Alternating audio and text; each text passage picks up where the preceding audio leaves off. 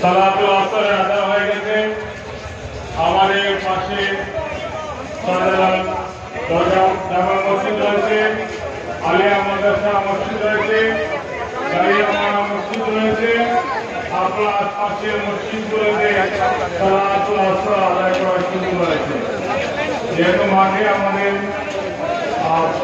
নামাজ পড়ানোর তো পরিবেশ নেই, এই জন্য আশেপাশের মসজিদগুলোতে সালাতুল আসরের নামাজ আদায় করার জন্য আমরা আপনাদের বিরুদ্ধে অনুরোধ করছি।